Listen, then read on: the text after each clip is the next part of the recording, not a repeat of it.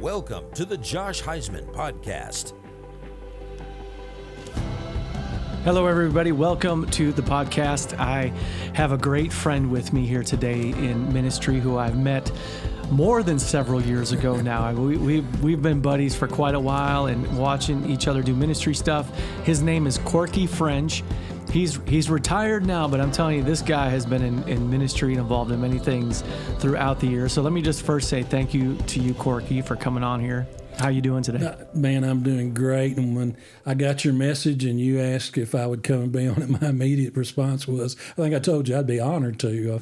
I've seen pieces of some that you've done, but I hold you and this church in such high esteem. And we got to do a lot of neat work together. And I've actually preached here 2 or 3 times, filling in, and just some special people. So I'm honored to be here today. Well, you are the who's who of Brentwood area, man, when it comes to things you've done in ministry. Well, I was saying some may recognize you as a former voice of the Brentwood football team on TV and outside the lines and the programs you did in high school sports. And how many years has it been since you've been out of the booth when it comes to that? 4 years. 4 years. 4 years. I retired in 2020, and shortly thereafter, I had worked with the Brentwood football program for 25 years in a lot of different roles, 10, 12 years on TV, on the Friday night broadcast, and started the Outside the Lines outreach to athletes there that you were very graciously a part of every year with me. So I stepped away from that shortly after retirement. It was kind of time to go. Plus, as I told you earlier, I'd moved to Murfreesboro, so coming back on Thursday and then coming back on Friday and all the logistics of that got to be very difficult. But I had 25 good years with Brentwood High School. Oh, man. How about last year's team? Did you keep up with them? Through the wonders of streaming now, I saw all 14 of their games last year. NFHS, National something high school, and you pay a monthly fee and you can access almost any game. And so I watched every game for Brentwood, and a lot of I don't know as many of the players anymore. Some of them are little brothers of guys who came through while I was there, but I know most of the coaching staff, and it was a very special place. A lot of good stuff happened there, great environment, and it was fun to watch them. They're pretty good. They were. I'll tell you something interesting. My niece's high school is Houston High School. They're the high school that beat Brentwood last year to win the state championship, and so I was at that game. Really, down in Houston and Memphis? Well, they played. Houston came to Brentwood because Brentwood had the home game. That's where the school is. They're in Germantown. Right. And, man, Houston came and just was a juggernaut. They were just on fire. And so I think it was pretty shocking. I think they handled our defensive and offensive fronts a whole lot better than our coaches thought they would. And they did a number. But I was proud of those kids. They did good. Oh, it was great. It was I was hoping so much for them, having watched the team for years in Brentwood, and I had this weird family thing going on, and the only previous undefeated regular season team in school history was 1998. My son was a senior on that team. That's how far back I go with Brentwood football, because that's when I started, when he was a freshman, which had been 94. Anyway, and this year's team was the only other team to go undefeated during the regular season. So it's kind of interesting to watch that and see that. Do you know, does Outside the Lines, do they still do that at the school? I know they've had some coaching changes. I do not know. Yeah. I do not know. Coach Crawford, who I worked very closely with, who you knew, left. And Coach Finch took over. He'd been there a long time. He was a great guy. What he's doing now, I'm not sure. I haven't had contact with the team in a long time. Yeah. Hope so. Well, I can tell you this, and you were a part of this, is that we developed a model there, the Outside the Lines. We didn't call it a ministry because it was a public school, but that's what it was. But the model we developed and how we did it got copied over and over and over again. A lot of times it was coaches that had been in Brentwood that were hired to go somewhere else to different schools, and they took that program with them. So it's great. Exactly. It wasn't about me, but we developed something that could be duplicated. And so that legacy is carrying on in other places all over the Middle Tennessee. Well, and for anyone who's listening who played high school football or has any familiarity with high school football, the way Outside the Lines worked, at least from my perspective when I would come in, Corky would spend time with the team all week. But then the day before the game, football teams have their walkthrough, which is basically, it's not a full practice. The players come out, they got their shorts on, they got their maybe pads and helmets, but you're walking through the plays and you're doing all the different things, getting ready for the game the next day. Outside the lines would come in and Corky, a lot of times you'd be the speaker, but you'd also bring in guest speakers. And when the coach would call the team in to come in after practice and everyone gets in the huddle in the middle, take a knee, and here comes Corky with the intro and scripture and whatever it may be, Sharon. And then if there's a special guest speaker, which I was a couple times, at least once a year, times, yeah, and would come in and just talk to the team, share what God's doing in our lives as speakers, what God, maybe a word for that week for the team. And it's happening right there in the middle of the practice field. Well, it was an amazing thing. And I look back on that in a public school setting and just think God had his hand on us. Only got in trouble one time, got called in on the carpet one time, and it was because the speaker did something that I told him not to do. And but we had some phenomenal speakers come in. I very lucky and had a pretty good web, and people like you, ex-college athletes, ministers, just a lot of different kinds of people.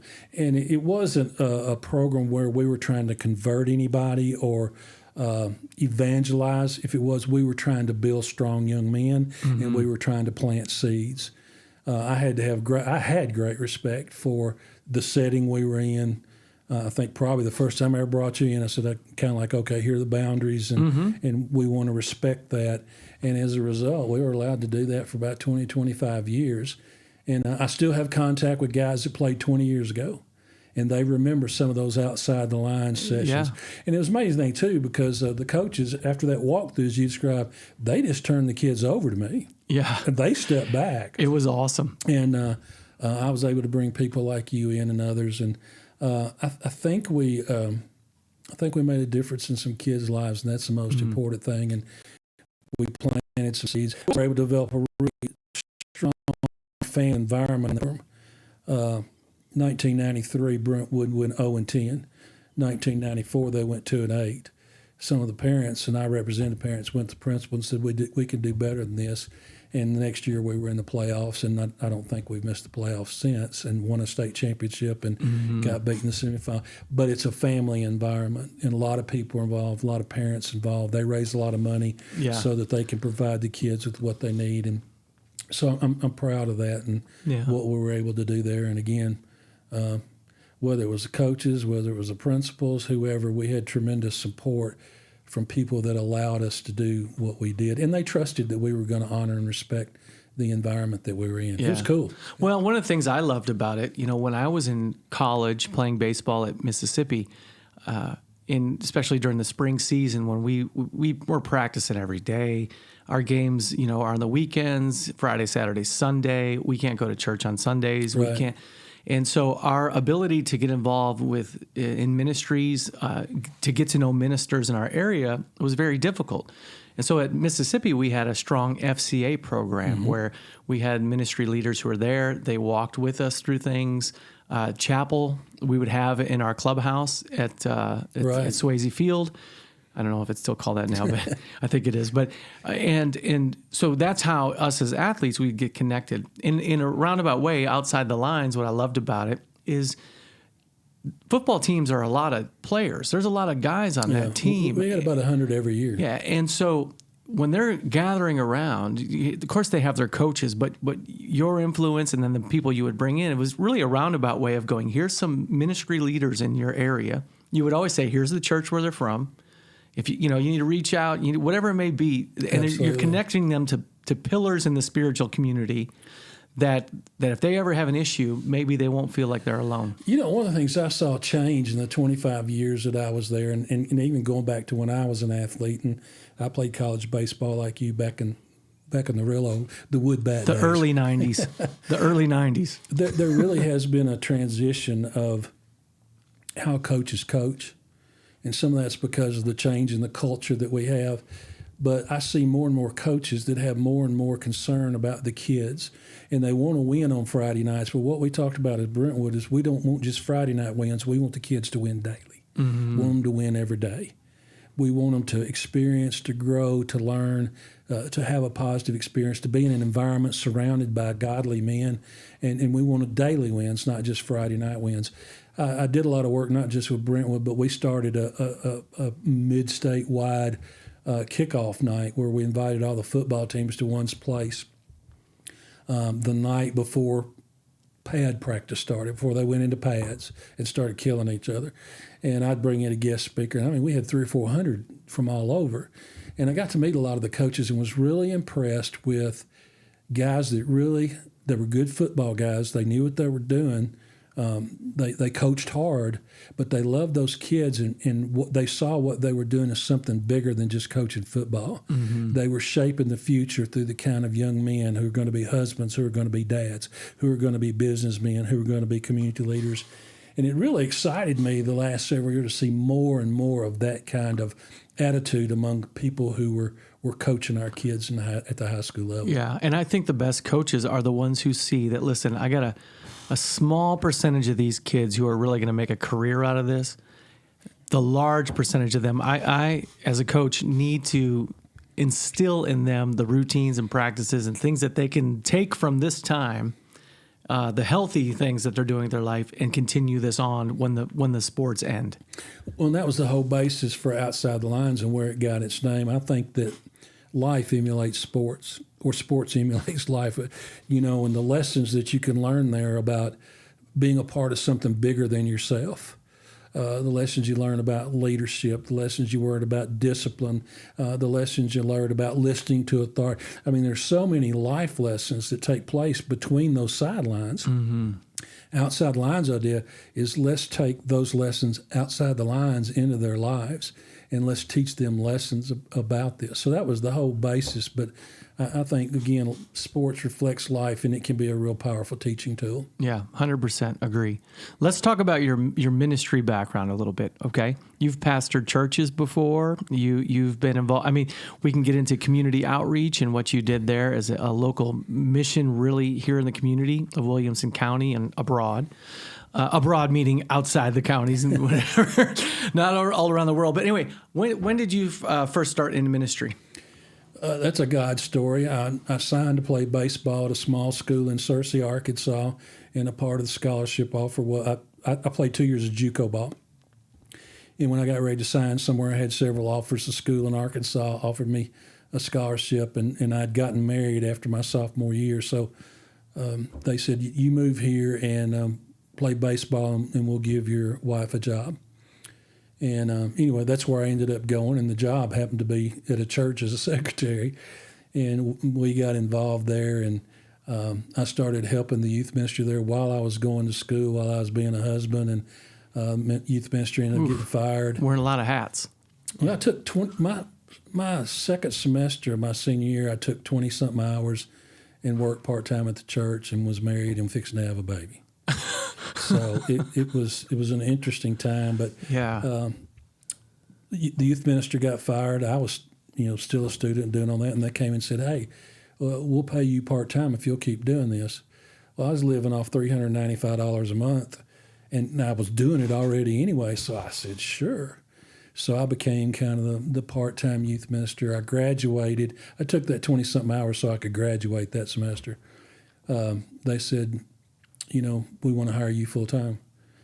Ministry and full-time ministry, as far as my life calling, had never crossed my mind. And so I said, yeah, okay. And I ended up staying there 5 years. And that was my start.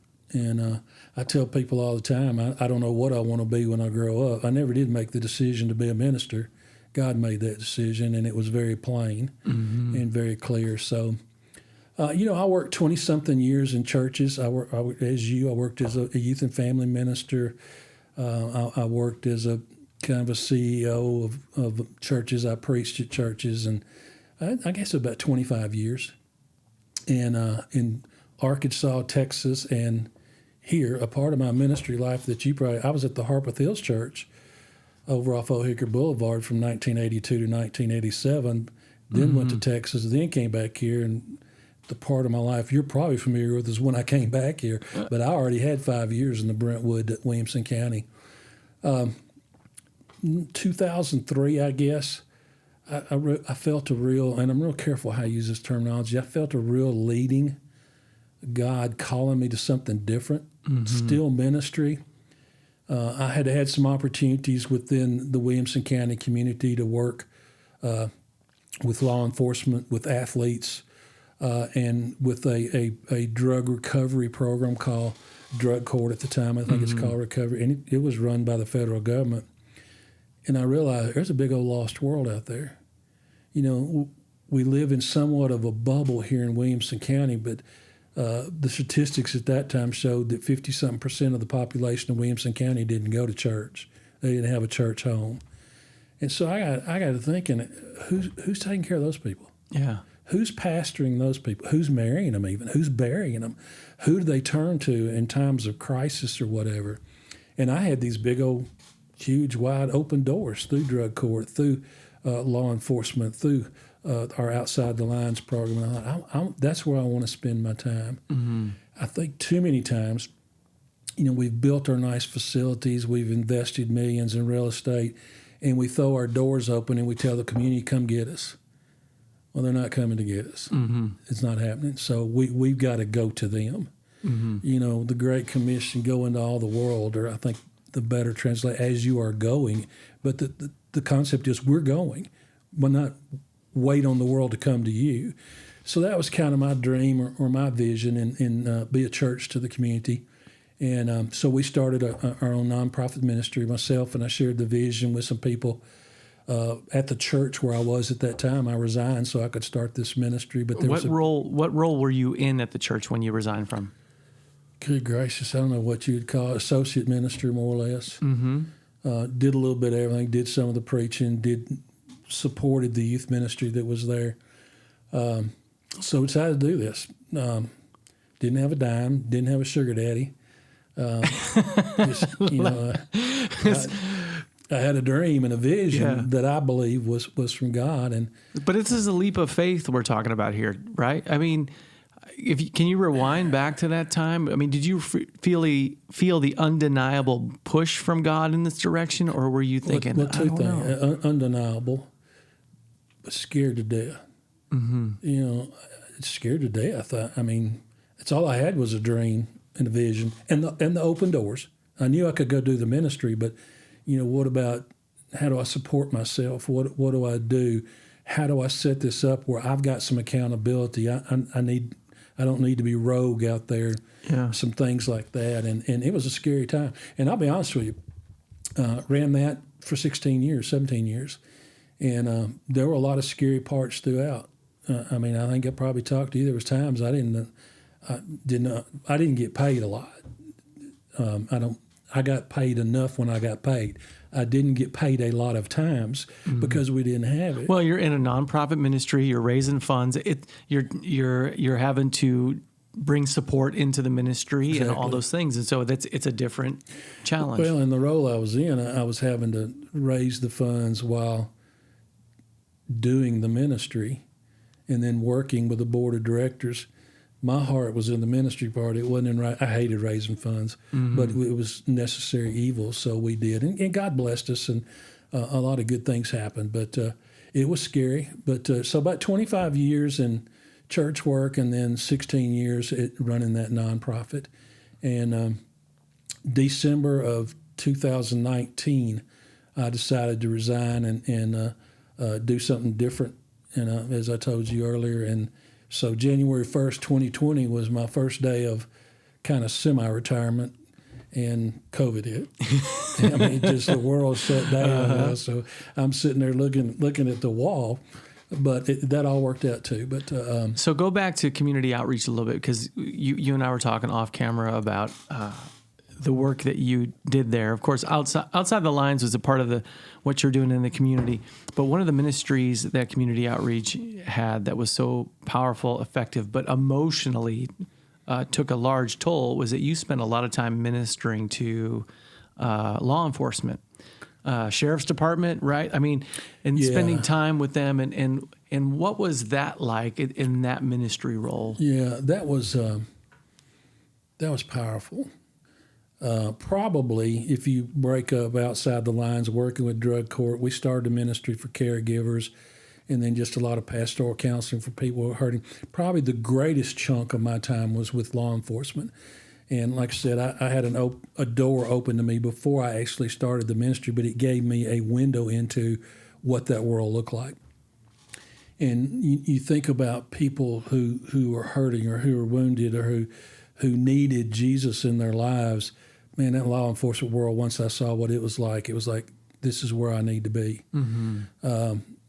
We had 400 employees thereabouts, and with their families, that was about 1,300 people, and about 75% of them were unchurched, didn't go to church.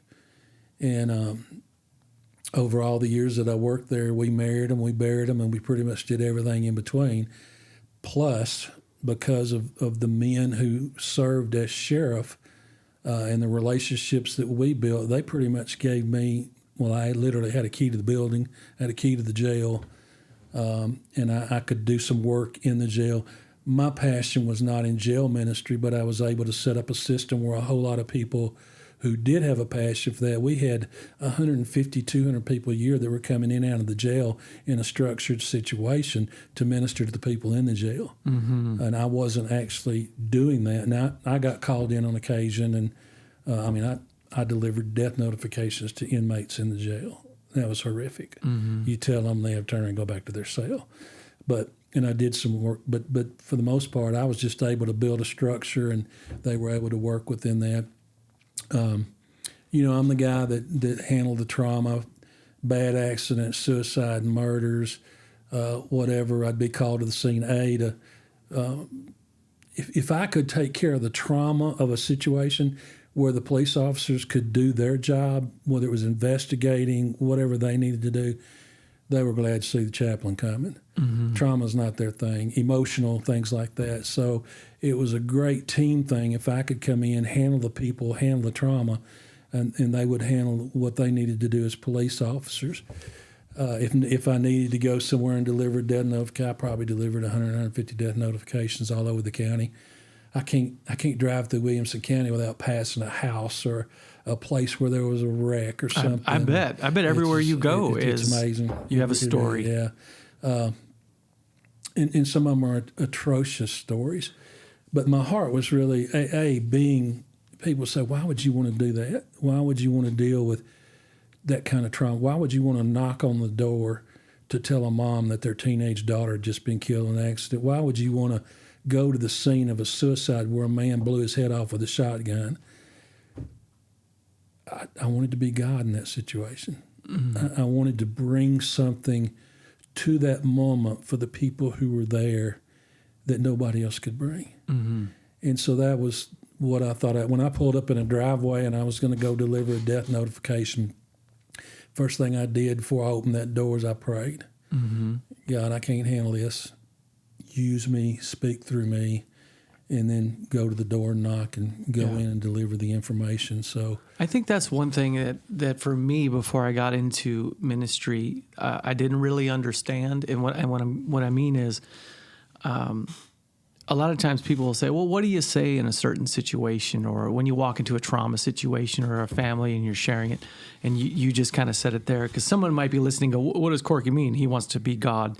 No, we're not saying we're going to be God. Right. We represent God in a situation. I want to bring God to that moment. Yes, and I didn't understand that, and it took some wisdom and maturity in experiencing the fact that God uses us as ministers and our presence to represent Him in those moments. Mm-hmm.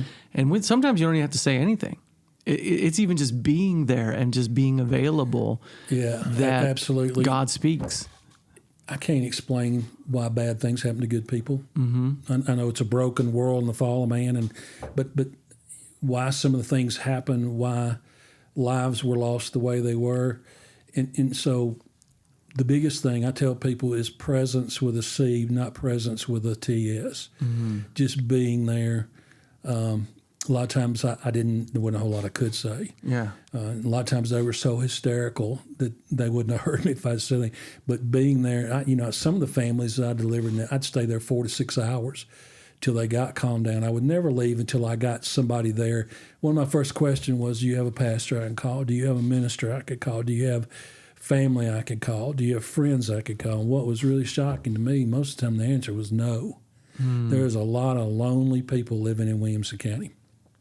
But to stay with them, I don't have magic words. And I'm glad you clarified that, because it didn't come out of my mouth right. I'm not God, but God can use me. And what I want to do is bring God to that moment. And I tried, and I think we did. And what's amazing, all these years later, I still have friends on Facebook who are people I delivered death notifications to.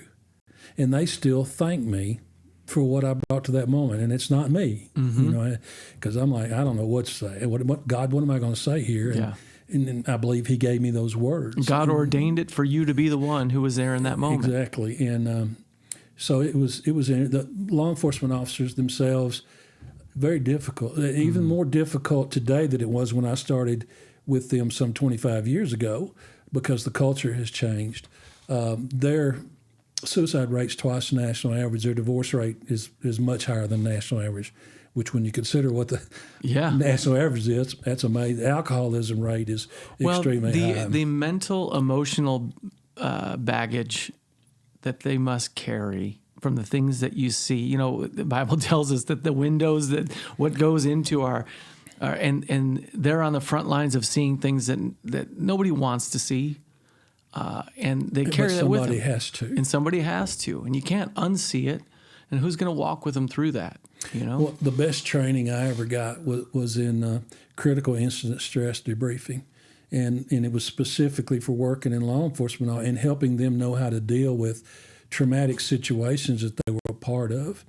But it also helped me carry over into just general ministry, because when somebody comes to me and they're hurting or they're going through a difficult time, the principles were the same. So I spent a lot of time working on, I was with officers who just killed somebody. I sat down with officers who were shot at by somebody, officers who were at a scene where a child was abused or hurt or even killed. That's the one that gets to them the worst, is anything involving children. I think it's gotten tougher. The George Floyd situation in Minnesota, kind of a cultural shift as to how people looked at law enforcement officers. I think how our government portrayed and did not support law enforcement for several years there was a big player in all that too. And the result of that, right? You go to Brentwood, you go to Williamson County, you go to Franklin. They can't fill their staffs. They can't hire enough officers. Who wants to be a police officer? The pay's not good. You're going to have to do things, go through things that nobody needs to have to go through, and you're not going to necessarily get a lot of support from the community. And last time I heard, Nashville was 300 or 400 officers short. I know the sheriff's office, Brentwood, has advertised on cable television trying to get all that. Used to never happen. And I think part of it's just because of the cultural shift in how people perceive police officers. And, police officers are like pastors. There's good ones and there's bad ones. But if there's a bad pastor out there, he does something stupid, it reflects on all of us. And the same thing with law enforcement. But it's really not reflective of that group of people as a whole. And well, it's interesting you say that, because every once in a while I'll run into someone, I'm sure you do too, who has an issue with the church, and it usually goes back to some pastor or somebody who hurt them or somebody who upset them, and they'll say to me, what's the problem with the church? You know the problem with pastors? I was like, I probably agree with you. Go ahead and tell me. Go ahead. I read it hurts something me like that too. Today. It said if you left God because of how you didn't like the people in the church or whatever, you probably weren't brought to God in the first place. You were brought to religion. Yeah. And I dealt with a lot of that, interestingly. I dealt with a lot of convicted felons whose root problem was addiction. I got into that, and I'm like, what have I got to say to severe drug addicts? And it was a government program and for, repeat offenders but their problem was not stealing or whatever. The problem was drugs, and it led to these other things. And I got to sit down with them and hear their stories. And so many times a part of their story was how, through their issues and problems, God's people responded to them or didn't respond to them.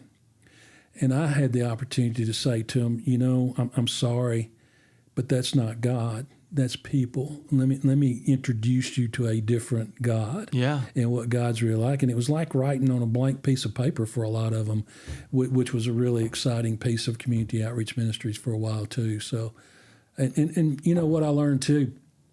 I've never been addicted to drugs. I'm addicted to Route 44 Diet Cokes from Sonic, and an old chewing tobacco habit from my baseball days. Uh-huh. But I have addictions, and I would always sit across the table and say, I'm an addict too, and I've got shortcomings. It's just theirs is illegal and theirs is harmful. Mm-hmm. But they matter, and who they are matters, and there's a God that cares about them right there where they are. And that message a lot of times lit them up. I mean, because they never heard that. They thought they were useless. A lot of them have been pushed out of the church because of their problems. A lot of them had to be distanced from their family, and some of that probably necessary as families built boundaries, but they just needed to know somebody cared. Yeah. And I was able to introduce them to a God who cared about them right where they were, on even ground. I would say all that about my addictions or whatever to say, hey, I'm not here and you're here. We're both down here.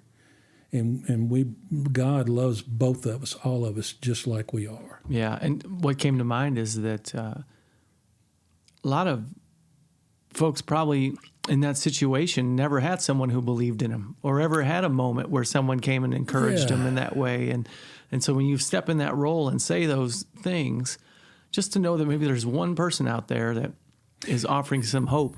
I was raised in a quote Christian family, and we went to church every time the doors were open, which was Sunday morning, Sunday night, Wednesday night. Great little community, supportive. We were a middle-class family, but my parents loved me. My dad was a great provider. So my story was a good story growing up.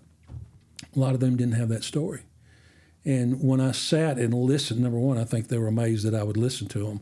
But when they laid out their life story and where their problems began and what they had gone through, I would almost walk away in tears because, Josh, I could not honestly say if I had been put in the same circumstances that I wouldn't have made the same bad choices. Mm-hmm.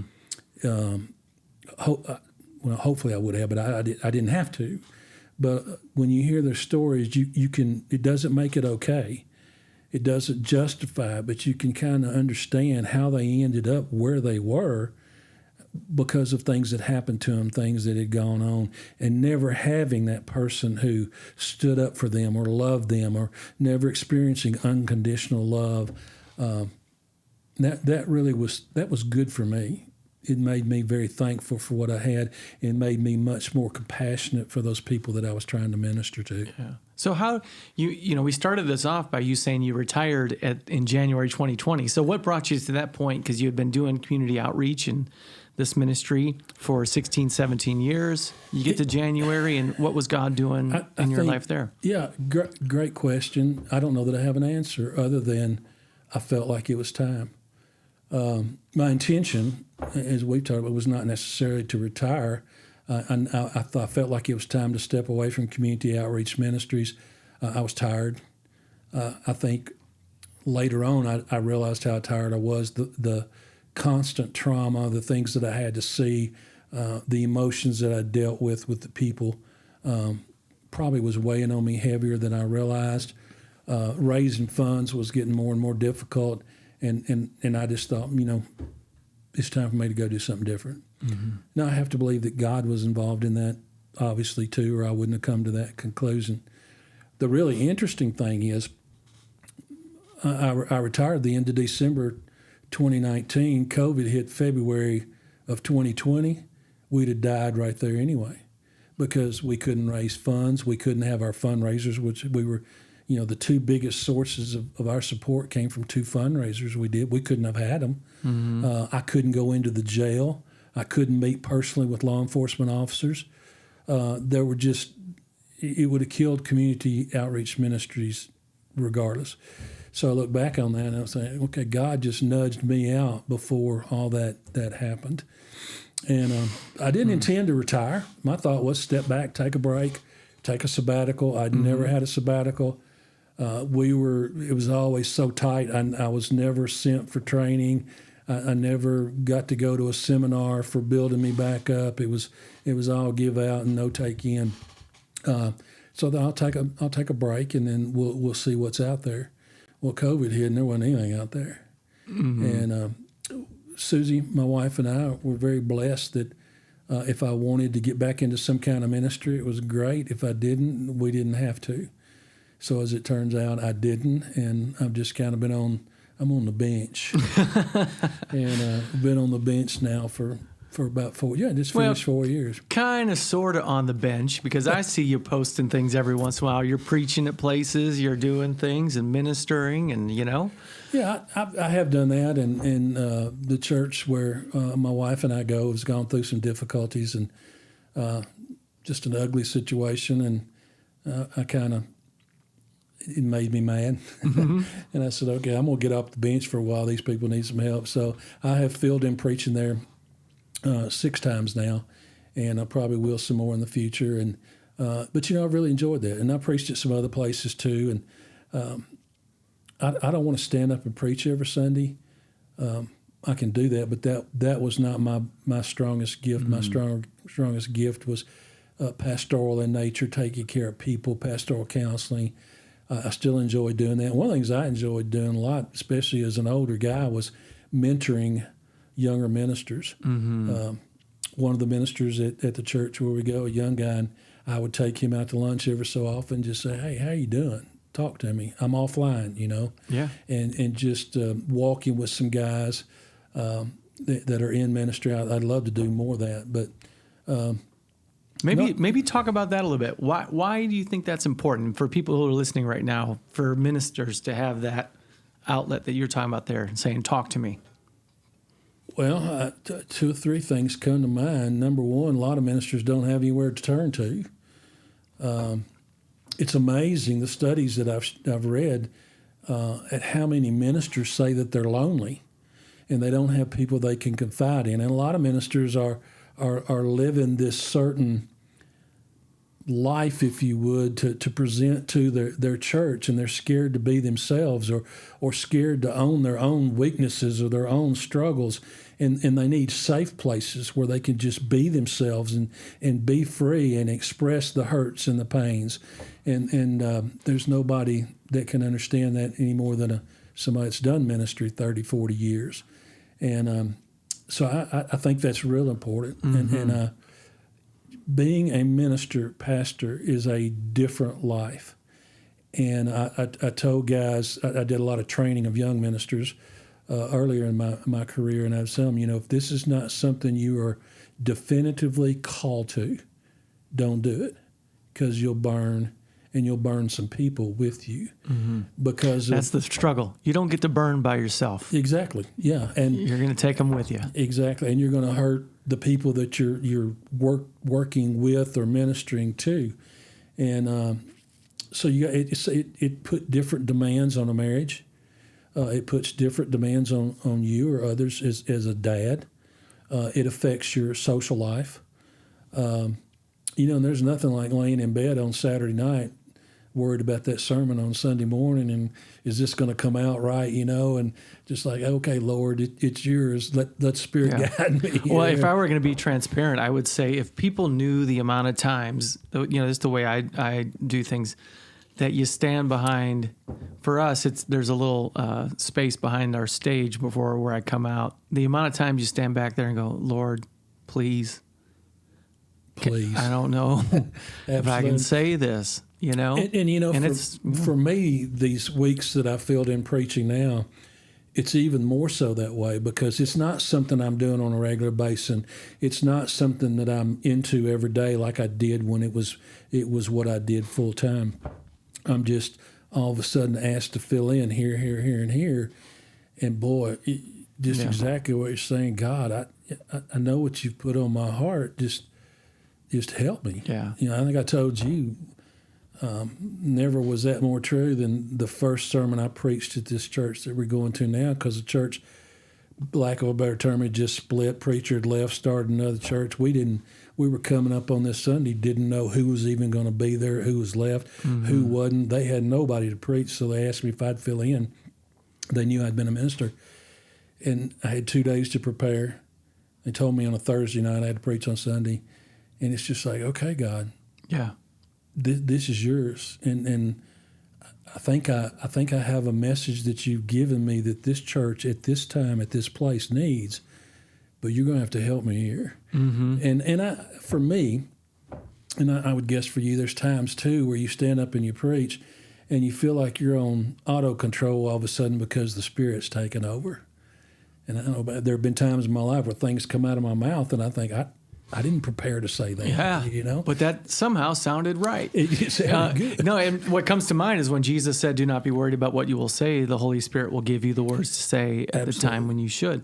And I would, back to my point, when we do as ministers pray, "Lord, please," I think that's a much healthier place to be in just understanding that it is the Lord who guides your words and your steps. Absolutely.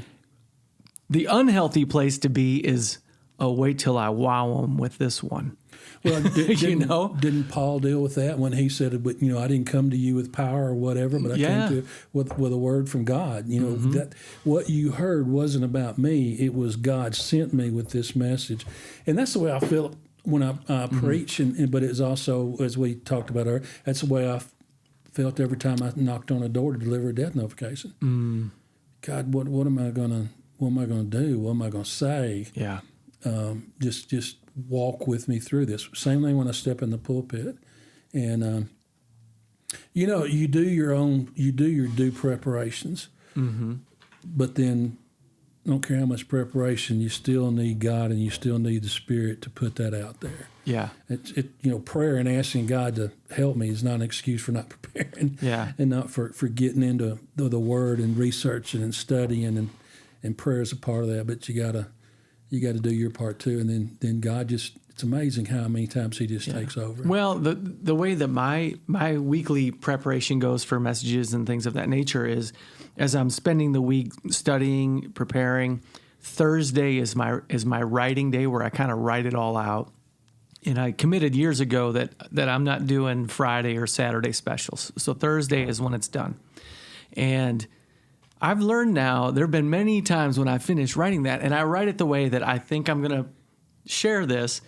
And then by the time we get to Sunday and I'm preaching it, and what we're talking about, where words will come, or you feel that the Spirit just kind of flowing through you. The things that are usually the things that stay with people in the message are the things that I never wrote in that outline. Exactly. And so the week is me doing it, and then I feel like God takes over from there. That's a beautiful thing.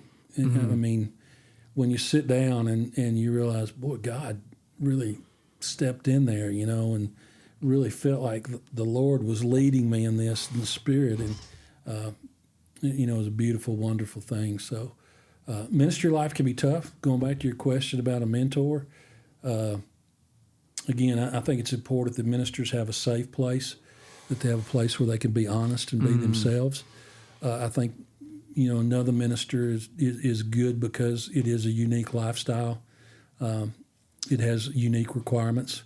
And so, again, that's why I read. Who else is going to understand what you just told me about what it's like to stand up on Sunday morning and you're behind stage going, oh, God, what am I going to do here or whatever, I was thinking, too, in ministry and definitely in my work in the community, there are those moments when, because we have pastor or minister after our name, we're expected to see and know and understand things that we may not. I started in ministry when I was 20 years old while I was still playing college baseball. And I got people coming to me with stuff, and I'm like, what? Yeah, right, right. And then what I call them is, and I hope I could say this on here, is they're oh crap moments. It's like somebody says something to you, and you're like, oh crap, what do I do or what do I say? And so many times it's been those moments too where I feel like God gives me a word or gives me insight to help me help people to understand and then to help me help those people. So, the ministers who are a mess, who are the ministers that try to depend on their own strength, the ministers that bless people are those that are led by God and dependent upon God. Yeah. And as you said, that's usually what they remember is usually what God gave you, not what you prepared yourself. Well, and I definitely remember I started in ministry so I'd have been about 25, 26 years old, starting in youth ministry. And I definitely remember for many years feeling like I had to have an answer. Like if somebody came to me with something or whatever, that the 3 words "I don't know" was not an option. Great point. And I had to, if I didn't know, I at least had to fake it. And there's a pressure in that. And then as the years have gone by in this, and I'll be honest with you and say, when there have been times in my life when ministry has kind of brought me to my knees completely of going, sure. I want to quit, because you get, things happen and you're down. And when you go through the fire is when you realize, you know what, it's okay to say, I don't know. Or it's okay to sit with someone and go, I don't know what to say. It's okay to hear someone and go, listen, I don't have the answer to that. I agree with you 100%. And I think with maturity and experience, I'm like you. To say I don't know is okay. Now, what I can say to them is sometimes is I don't know, but maybe we can work through this together, or maybe we could figure this out together. And the other word that I learned later on was no. Not just I don't know, but no. And to have boundaries.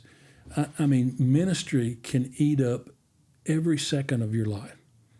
And that's when wives suffer. That's when children suffer. That's when you suffer. And to be able to say no and set healthy boundaries was also something that was very, very healthy for me to learn. It's okay. And to say I don't know is okay. Another thing I learned was okay. It's okay to question God. You know, I was raised in an environment where you opened up your mouth, they poured it in, and you just took it. You took your syrup. That was it. And to learn that God's okay for me to say, but God, help me understand this, or God, I'm not sure about this. And then to be able to work through that with people by saying, I don't know. Let's talk about this. Let's talk to God about this. Or if you couldn't question God, then David's in big trouble. I mean, you read the Psalms and he cried out, why this, why whatever. And I think God enjoys us wrestling with him. And I think he enjoys that questioning.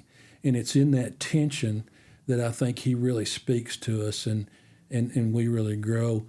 I did a sermon, one of the sermons that I preached recently was about living in the wilderness from Exodus 14 with Moses. And, God took the Israel. He didn't take them on the shortest route when they ended up at the Red Sea. If you read the scripture, he said he took them a long way. And they ended up there, and in front of them is the Red Sea. Behind them, they could see the dust from Pharaoh's chariots, and God had them there for a purpose. And my point was, sometimes we try to avoid the wilderness, but God is waiting in the wildernesses of our lives to speak to us. And a lot of times that's where he does his best work. He knew the work he was going to do. And he knew they were going to see his power and his might. And they were going to realize they were saved by him at that point from Pharaoh and the armies. And so when you're walking with people through crisis or whatever, it's okay to say, I don't know. I hadn't got that figured out either. I'll struggle, through this with you. But you're a more mature minister. You've been at it a while.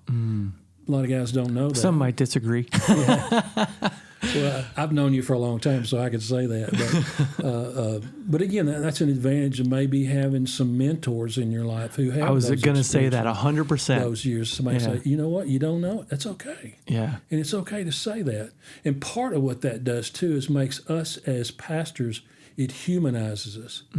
I didn't pastor churches because I was smarter than everybody else. I didn't pastor churches because I knew more than everybody else. I didn't pastor churches because I was closer to God than everybody else. I pastored churches because that's where God put me to do what he created me to do.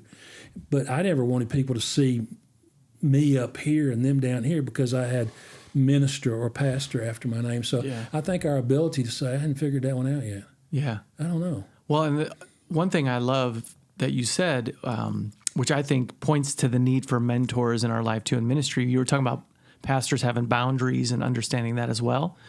A pastor also needs to know how accessible should I be?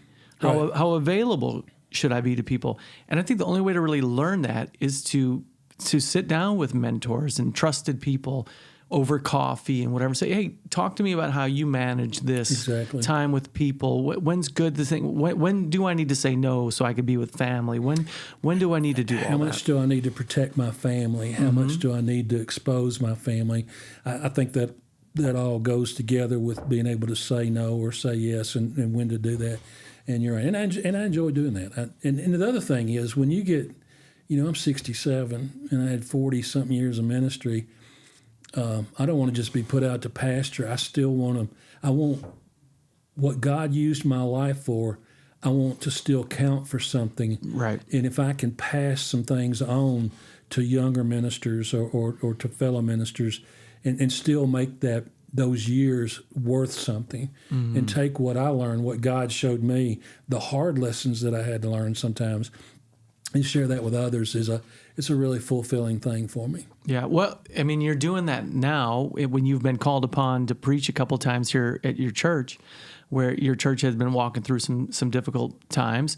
And we were talking about this before.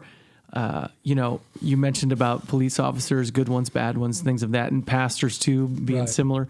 And you were in a situation you saw, hey, there's a need here. I want to help my church heal. I want to be involved. And you see a ministry need and you step in. So when you say you don't want to be put out to pasture, hey, there's a need there. Like, I don't want this role, but I want to help my church however I can. I don't know how to explain that either, because Susie and I got married 8 years ago, and I told her that I'm kind of a spiritual mutt, and she was very tied to her church. She'd been there 30 years, and I said, I'll go with you. That's not where I would choose to go, but it's okay. I can. It's fine. Mm-hmm. So I went there and pretty much sat and didn't do a whole lot for 8 years.